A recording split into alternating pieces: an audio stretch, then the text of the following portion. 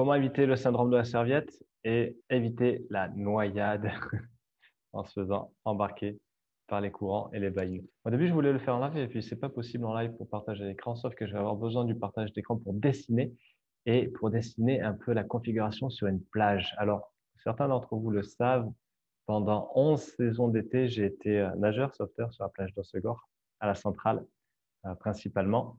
Et donc, le boulot, c'était de regarder les filles. Non, c'était pas ça le boulot. Ça, c'était les à côté. Le boulot, c'était donc de surveiller les gens et d'aller les chercher dans l'eau quand ça commençait à faire le bouchon, à couler.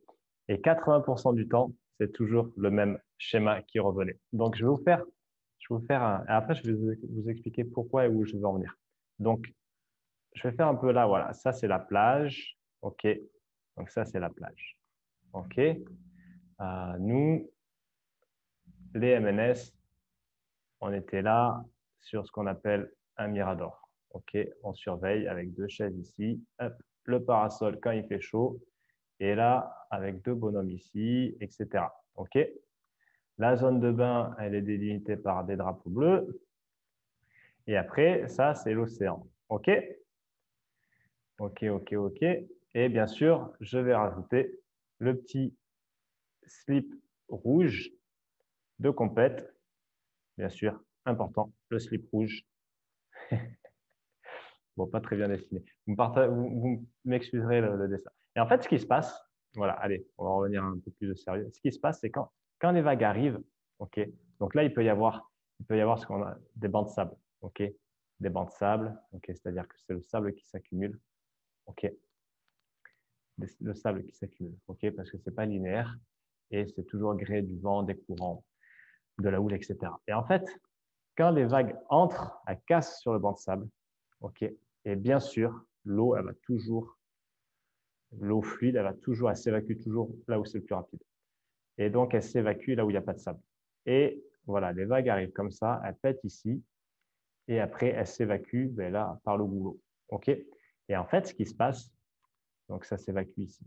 OK? Et ce qui se passe, c'est quand les gens, ils entrent, on va dire, Bernard. Bernard, comment je vais le dessiner? Je vais le dessiner en rose, Bernard, parce qu'il n'a pas encore bronzé. Bernard, il entre à l'eau, ok?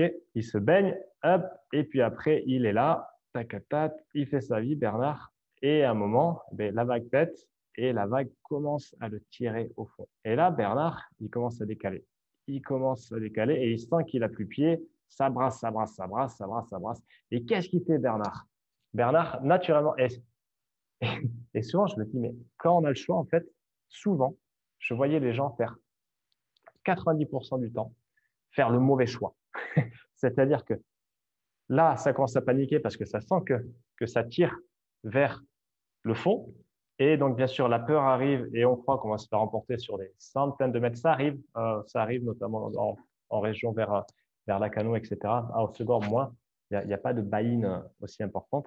Mais bon, la peur arrive et on croit qu'on va finir au fin fond, à 1 kilomètre au large, dans des eaux sans fond, alors qu'au final, bon, il ne va pas se passer grand-chose si on se laisse aller. Mais ce qui se passe, c'est que Bernard, il sent que là, ça va mal. Il commence à tirer la tronche et là, il sent qu'il se fait tirer vers le fond alors que lui, ben, en fait, c'est pas un très bon nageur et il a plutôt envie de rentrer. Donc, qu'est-ce qu'il fait? Qu'est-ce qu'il fait instinctivement? Il essaie d'aller contre-courant et il bourrine, il bourrine. Alors, ça va d'abord nager euh, en crawl. Ensuite, ça fatigue, ça va se mettre en brasse, un peu en dos, ça revient sur la brasse. Et là, quand ça revient sur la brasse, toi, tu es en slip, tu commences à t'approcher ici parce que tu dis, bon, Bernard, il est sympa, mais là, il commence à fatiguer. Et après, ça commence à faire le bouchon au bas, au bas. Bon, qu'est-ce qui se passe en fait? Et ça, c'est 80% du temps. Au lieu de Bernard d'aller avec le courant, de se dire, OK, ça tire et en fait, je vais me laisser porter par le courant parce qu'après, une fois que le courant, euh, il peut y avoir beaucoup de pression ici, il peut y avoir beaucoup de pression, mais après, ça va s'atténuer. Et puis après, doucement, ça va s'atténuer. OK? Donc, au lieu d'aller avec le courant et de se laisser porter ou de sortir sur le côté, parce qu'en fait, le courant, il est juste sur ce créneau-là, hein, sur ce canal. Hein. Donc, on peut très bien sortir ici, ou alors se laisser déporter tranquillement, et puis après, voilà, rentrer tranquillement avec les vagues, et bon, se faire brasser un peu. Non, Bernard et Mich Mich, ils vont bourriner, ils vont bourriner, ils vont bourriner, et la tronche, elle va commencer à être non pas rouge d'effort, mais ça va tourner au bleu parce que ça va commencer à prendre l'eau. Bon, heureusement, les super softeurs sont là et elles sont hyper entraînées. Pourquoi je vous dis ça? Pourquoi je vous dis ça? Parce que l'analogie avec quand on essaye quand on fait en sorte de développer son activité, et ça qu'on fasse 1000 euros par mois, qu'on fasse 5000 euros par mois, qu'on fasse 10 000 euros par mois, 30 000 ou plus, parce que j'ai eu la chance d'accompagner tous ces profils-là sur mes différentes expériences. Le point commun, c'est que quand on essaye d'aller à contre-courant, c'est peine perdue. Je l'ai expérimenté moi, je l'ai vu chez d'autres clients. Et quand, au contraire, on essaye d'aller donc avec le flow, avec l'accent, c'est là où en fait la magie, quelque part, opère et qu'on arrête de tirer la tronche et que non seulement on est safe parce qu'on s'aperçoit qu'on ne peut pas lutter contre les éléments. Un très bon nageur pourrait y arriver hein, s'il veut faire l'effort, s'il veut bourriner pour la déconne. Après, en soi, il n'y a pas trop d'intérêt. Voilà, nous, on s'amusait à ça parce que c'était aussi pour s'entraîner. Mais quand on va dans le flow, en fait, tout va beaucoup mieux parce qu'on accepte les conditions extérieures, les éléments extérieurs. On a une vision claire de ce qui est en train de se jouer, ok, et des conséquences négatives qui peuvent intervenir si jamais on force ce trou-là. Et ça, quelle que soit la situation. Si on ne respecte pas, déjà si en amont, on ne prend pas connaissance de où est-ce que ça se joue, comment lire tout ça, ok, le banc de sable, il est là, et puis en fait ici, il y a un peu des turbulences, l'eau elle est plus claire, mais elle est un peu brouillée.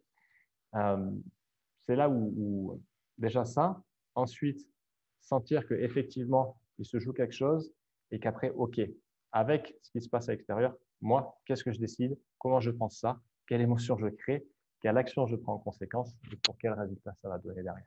Donc vraiment, ça c'est hyper intéressant, cette analogie quelque part du plagiste, du plagiste.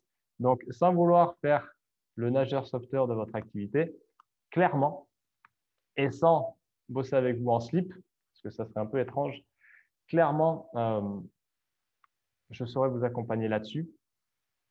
Si vous sentez que vous manquez de flow, si vous sentez que j'essaie de mettre l'accent à chaque fois, si vous sentez que ça force, là je sors d'un coaching avec un client, c'était magnifique. J'en ai eu des frissons tellement ça a décliqué en fait. C'était vraiment ça fait partie de ce genre de beau coaching qui se passe. Si vous sentez que vous avez tout ça en symptômes quelque part, que votre communication n'est pas fluide,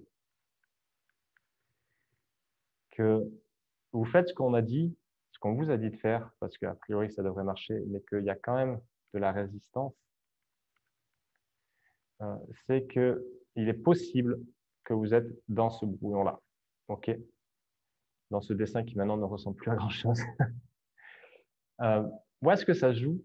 Ça se joue bien sûr sur, je ne vais pas vous le refaire, mais ça se joue bien sûr sur les stratégies, etc. Mais il y a d'abord le process qui est capital. Et après, il y a la façon dont on utilise le process. Donc, il y a son propre flow, en fait. Et ça, quand on sait ce qu'on a à faire et on comprend pourquoi on le fait et on sait que ça fonctionne parce que ça fonctionne et que deux, on l'utilise avec sa propre énergie, on s'autorise à y aller avec sa propre intention et ses forces, c'est là où en fait au lieu de ramasser les vagues, on va la surfer, la vague. Et on ne peut pas arrêter les vagues, mais on peut apprendre à surfer. Donc, c'est ce que je vous propose. Si ça vous intéresse, on peut en discuter. Même si ce n'était pas le but de cette vidéo, mais je trouve intéressant quand même de coller un petit appel à l'action. Où que vous en êtes ici, à partir du moment où vous avez déjà vendu, quel que soit ce que vous avez en place, quel que soit votre système d'acquisition client, ça peut être de l'organique, ça peut être du payant, parce que j'ai la chance d'avoir vu un peu tout ça, pas un peu, beaucoup. On pourra en discuter. Et vraiment, le but, je ne parle pas d'équilibre pro-perso, mais je parle plus de flow, en fait, d'aller vers le chemin de moindre résistance. C'est un chemin sur lequel j'avance également, donc sur lequel je ne suis pas non plus complètement étranger, au contraire. Et de façon à arrêter de prendre des vagues dans la gueule et vraiment de glisser et d'apprécier le chemin et de comprendre où se jouent les dynamiques, en fait, pour arrêter d'être dans l'effort constant à essayer de nager à contre-courant, parce que nous ne sommes pas des saumons. OK? Voilà, je trouvais intéressant de vous partager ça parce que demain dimanche, c'est Pentecôte et je ne ferai pas de live. Je voulais le faire en live là, mais ce n'est pas possible de partager, donc je vais vous la poster plus tôt. Et voilà, je vous laisse avec ça. Dites-moi ce que vous en pensez et je serai ravi d'en discuter avec vous et je vous souhaite un très beau week-end. Salut!